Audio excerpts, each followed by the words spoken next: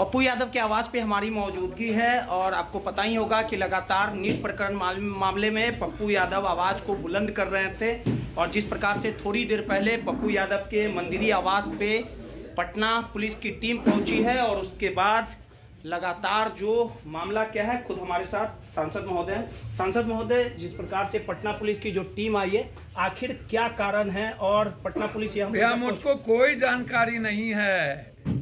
मैंने कई बार कहा कि हम तो सदन खत्म हुआ, शाम में आए। परसों मेरा धरना था नीट्स को लेकर के, यहाँ पर आए। एक दीपक नाम का कोई इंस्पेक्टर है, वो तेवर में आए, लगा वो इस तरह का बिहेव किया उन्होंने। कोर्ट ने 7 को कल हमें बुलाया, हम उसमें आए। भैया इनको वारंट था तो आप पहले, हम तो परसों भी यहीं थे, परसों क्यों नहीं गिरफ्तार किए? आप दिल्ली में हमको आके नोटिस दे देते।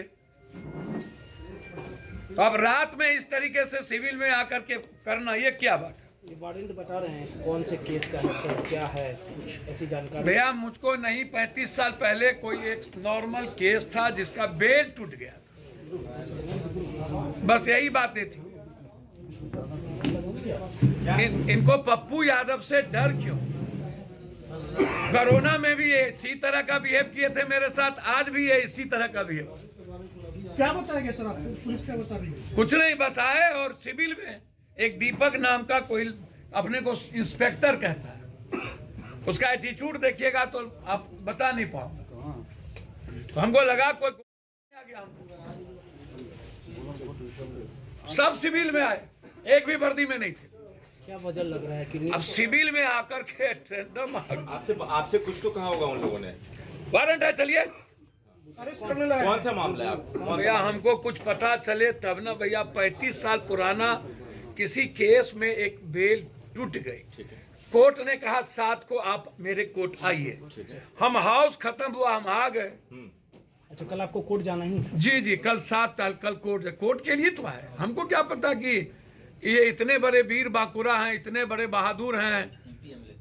MP MLA court. क्या गिरफ्तारी की बात हो रही है? आप कह रहे हैं हम आपको गिरफ्तार करने आए, तो उसमें हम क्या बोले भैया? तो हमने कहा कि हम रात में, तो आप हमको मरवा दीजिएगा, रात में तो हम नहीं जाए।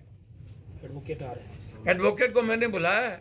आप सुबह कोर्ट हमको ले जाइए, कोर्ट को जहाँ लगेगा कि हमको भेजना चाहिए तो भेजेगा। ये जल्दबाजी देख करके आपको क्या लग रहा है? कोई साजिश है क्या है? आपको क्या लग रहा है? कोरोना में क्या हुआ था? साजिश नहीं हुई थी क्या? कोरोना में भी इसी तरह की वस्तुस्थिति थी जी यादव जी। क्या लगता है कि नीट मामले को लेकर लगातार आप जो फ्रंट से खुलासा कर रहे हैं, कहीं उसको लेके? भैया लगातार मेरी लड़ाई पदाधिकारी को लेकर के, यहीं के SP DIG AIG सब लेकर के, और ये लोग पूरा साजिश रच लिए। तो हमको लगता है कि पूरी पुलिस महकमा कहीं साजिश करके मरवा ना दे रहा। आपको लगता है कि सरकार की पुलिस के खिलाफ बोलना आप तो भारी पड़ रही है? तो आपको क्या लग रहा है? आपको क्या लग रहा है? MLC नीरज कुमार भी आप पर टिप्पणी कर रहे थे। अच्छा चलिए, वो मेरे भाई हैं, उस पर सम्राट चौधरी गृह मंत्री कुछ कहना चाहिए? नहीं, अब सम्राट बाबू भाई हैं और उनकी पुलिस क्रिमिनल को पकड़ती नहीं, कुछ करती नहीं।